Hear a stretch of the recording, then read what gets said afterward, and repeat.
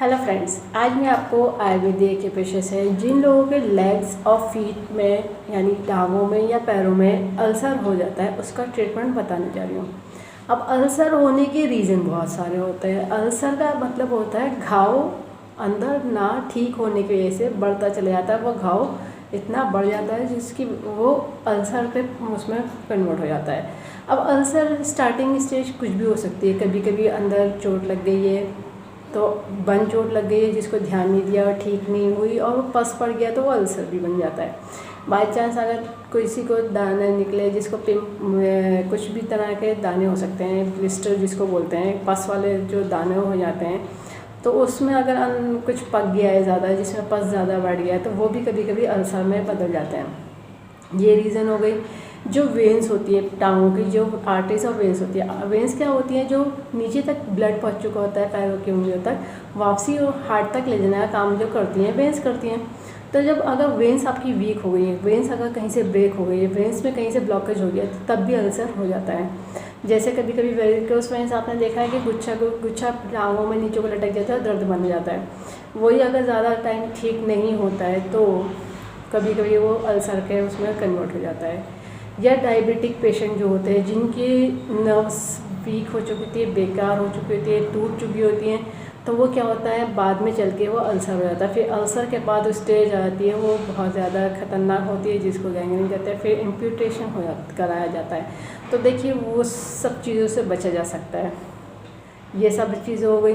By chance skin में कोई problem आ रही है तब भी अल्सर हो जाता है। स्किन रैशेस बार बार क्यों हो रहे हैं, तो रीज़न देखिए क्यों हो रहे हैं। बॉडी के कौन सा ऑर्गन आपका डिस्टर्ब है, क्या वजह है, ठीक है। कभी कभी जो मेडिसिन एलोपैथी खा रहे होते हैं उसके साइड इफ़ेक्ट भी होते हैं, कहीं ना कहीं पे भी जाके वो साइड इफ़ेक्ट हो जाते हैं। कभी टॉक्सिन वगैरह बॉडी से नहीं निकल पाया तो लेग्स में अल्सर हो जाता है। या फिर शुगर पेशेंट जो बहुत लंबे टाइम से शुगर की दवाइयाँ खा रहा है और उसकी फ्लक्चुएट कर रही है लगातार, इंसुलिन भी बढ़ती चली जा रही है, तो उनके केस में भी अल्सर होने के पूरे चांसेस होते हैं। क्योंकि अगर पैरों में ब्लड सही से सर्कुलेट नहीं होगा तो कहीं ना कहीं ब्लड रुक रहा है, जहाँ पे रुकेगा वो वहीं पे अल्सर बना रहता है। तो देखिए अल्सर होने के बहुत सारे रीज़न होते हैं, एक रीज़न नहीं होता, हर किसी की कंडीशन अलग होती है। बाई चांस कभी कभी सर्जरी में ध्यान नहीं दिया और अगर सर्जरी में किसी तरह का कोई वजह से किसी डॉक्टर वहाँ पे लापरवाही हो गई तो तब भी अल्सर हो जाते हैं, ठीक है। कभी कभी क्या होता है किसी के फ्रैक्चर होता है, प्लास्टर बना होता है, प्लास्टर में अगर सही टाइम पे उन्होंने कट नहीं कराया, लंबे टाइम पे उसके ज़्यादा टाइम पर, तो कभी कभी वो चीज़ भी खतरनाक हो जाती है, वो अल्सर में बदल जाती है। तो बहुत सारी चीज़ें होती हैं, एक चीज़ इन्वॉल्व नहीं होती है। अब अल्सर हो रहा है या छोटा छोटा सा घाव हो के बार बार रिपीट हो रहा है तो बाद में अल्सर हो जाता है। तो अल्सर ना हो या अल्सर हो गया है तो किस वजह से हुआ है, तो वजह के जो अलग अलग रूट होते हैं, अलग अलग रीज़न होते हैं, तो उसका ट्रीटमेंट तो पॉइंट अलग से डिसाइड कराए जाएंगे। क्योंकि हर पेशेंट की कंडीशन अलग होती है, हर इंसान की कंडीशन अलग होती है, चाहे लेडीज़ जेंट्स हो या बच्चे हो, कोई भी हो सकता है, बड़ा हो या बूढ़ा हो, तो हर किसी की कंडीशन अलग होगी। तो कंडीशन के हिसाब से पॉइंट डिसाइड करे जाएंगे, इस बात का ध्यान रखिएगा। अभी जैसे अल्सर हो गया है, अब वो ज़्यादा दूर तक ना फैले, वो उससे उस जगह पे जाके रुक जाए, तो मैं सिंगल पॉइंट ट्रीटमेंट वो बता दे रही हूँ ताकि उसको थोड़ा सा रोका जा सके। वरना अल्सर बहुत तेज़ी से बढ़ता है, ब्लड की पूरी टांगों में ख़तरनाक हो जाता है। फिर देखिए उस पेशेंट का साथ साथ और लोगों के लिए भी प्रॉब्लम होने लगती है। तो देखिए अल्सर के रीज़न ऐसा भी होता है, कभी कभी खाने का जो तरीका होता है वो अगर गलत हुआ, पता चला आपके खाने में जो चीज़ आपको नहीं सूट कर रही है, आपको पता नहीं है, वो बॉडी में चली गई है और वो कहीं रुक गई है, तो वो ब्लड अगर नहीं बनाएगी, ब्लड की जगह कुछ और प्रॉब्लम आ गई, तब भी ऐसा हो सकता है, ठीक है। ये सब रीज़न हो गए। अब बाई चांस किसी के पैरों में ज़्यादा दर्द रहता है और वो दर्द में क्या होता है, लोग लपेट लेते हैं टाइट, कोई भी चीज़ बांध लेते हैं, रस्सी बांध ली या कुछ बांध लिया, तो उसमें अगर कहीं पे खून ज़्यादा देर रुक गया तो अल्सर बन सकता है। इस चीज़ से बचिएगा, क्योंकि किसी एक जगह पे ज़्यादा देर तक खून रुक के नीला पड़ रहा है तो अल्सर में बदल जाएगा, उस चीज़ से बचिएगा, ठीक है।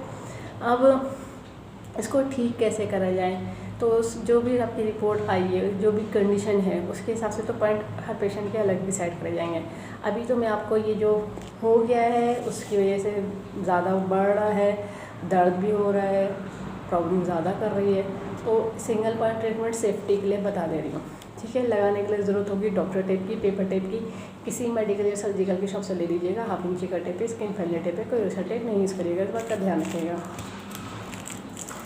अब जिन्होंने कोर्स करा उन्हें पता है कि आयुर्वेदिक के में यूज़ होती है प्योर मैग्नेट, जो एक तरफ से वाइट होती है और एक तरफ से येलो होती है। टोन सीडेड का काम करती है, प्लस माइनस एनर्जी होती है। नॉर्थ पोल साउथ पोल ये प्योर मैग्नेट ह्यूमन बॉडी के प्रेशर पॉइंट को स्टिमुलेट करने के लिए, बैलेंस करने के लिए बनाई गई है। इसमें पावर उतनी दी गई है जो ह्यूमन बॉडी के प्रेशर पॉइंट को स्टिमुलेट कर सके, बैलेंस कर सके। जिनके पास मैग्नेट नहीं है उनके लिए सोल्यूशन ये है कि हर घर में मिल जाता है मेथी दाना। ये फेनुग्रीक सीड्स कहलाता है। ये मेथी दाना वही है जो तड़के छौके में इस्तेमाल किया जाता है, जिनको खाया जाता है। ये वही दाने, इनका काम होता है प्रेशराइज करना। अगर आप मेथी दाना यूज़ कर रहे हैं तो ध्यान रखिएगा, अगर दिन में लगा रखा है तो गीला हो जाता है, ख़राब हो जाता है, उसको हटा दीजिए, फिर नया मेथी दाना लगा लीजिए। और जब भी हर रोज़ डेली जब मेथी दाने को यूज़ करेंगे तो नया मेथी दाना यूज़ करेंगे, पुराना निकाल कर फेंक दीजिए। बियर मैग्नेट आपकी मेटालिक होती है, लाइफ टाइम रीयूजेबल होती है, उसमें कोई फ़र्क नहीं पड़ता, गीला होने से बस ध्यान रखना पड़ता है निकल के ना गिरे। अभी जो मैं पॉइंट बताने जा रही हूँ TCM का बताने जा रही हूँ। जिन्होंने TCM पढ़ी वो लोग तो समझ जाएंगे, बाकी लोग लोकेशन देख करके पॉइंट लगा लीजिएगा। TCM के पॉइंट पर या तो बियर मैग्नेट लगाइएगा या फिर मेथी दाना लगाइएगा, कलर नहीं लगाइएगा। जिनको कलर की नॉलेज है वो लोग लगा सकते हो, वो उनके लिए तो वो स्टडी करे हुए हैं, ठीक है।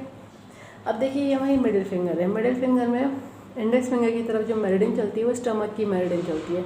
तो ये जो पॉइंट आएगा स्टमक का जॉइंट पर ही आएगा। मिडिल फिंगर में मिडिल जॉइंट पे इंडेक्स फिंगर की तरफ पॉइंट आता है स्टमक का 35 ST35, ठीक है।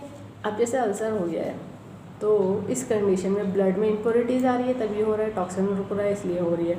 तो उस चीज़ को क्लियर करने के लिए ये पॉइंट को सीडेड करा जाएगा। ये देखिए येलो विजिबल हो रहा है तो ये पॉइंट सीडेड हो जाता है। तो आपको क्या करना है, ये पॉइंट को सीडेड कर दीजिए इस तरह से। सिंपली देखिए ये येलो विजिबल दिख रहा है इस तरह से मैग्नेट। अब इस हाथ में मैंने कलर नहीं लगाया है, मार्क नहीं करा है, तो इस हाथ में मैं आपको मेथी दाना सप्लाई करके दिखा दे रही हूँ। तो जिनके पास बियोल मैग्नेट हो बियोल मैग्नेट लगा लीजिए, जिनके पास मेथी दाना है वो मेथी दाना लगा लीजिए। ये देखिए मेथी दाना लगा के दिखा दिया है और ये बियोल मैग्नेट लगा के दिखा दिया है। जिनके पास बियोल मैग्नेट है वो दोनों हाथों में बियोल मैग्नेट लगाइए। जिनके पास मेथी दाना है तो एक एक पॉइंट को 5-5 बार प्रेशराइज करके छोड़ दीजिएगा। जब भी टाइम मिले तो इस पॉइंट को प्रेशराइज करिएगा और इस वीडियो को ज़्यादा से ज़्यादा शेयर करिएगा, सब्सक्राइब करिएगा, लाइक करिएगा, ताकि लोगों को पता चल जाए आयुर्वेदिक के पीछे से सभी तरह की डिजीज़ को ट्रीट कर देते हैं, क्योर कर देते हैं, कंट्रोल कर देते हैं, रूट कॉज को ठीक कर देते हैं। फ्यूचर में दवा प्रॉब्लम नहीं आती, बस लाइफस्टाइल को ठीक रखना होता है। बेल आइकन प्रेस करना ना भूलिएगा। बेल आइकन में ऑल ऑप्शन सेलेक्ट कर लीजिएगा। जब भी मैं नया वीडियो अपलोड करूँगी तो आपको लेटेस्ट नोटिफिकेशन मिल जाएगा। लाइक करना ना भूलिएगा। इस वीडियो को एंड तक देखने के लिए thank you very much. See you next time.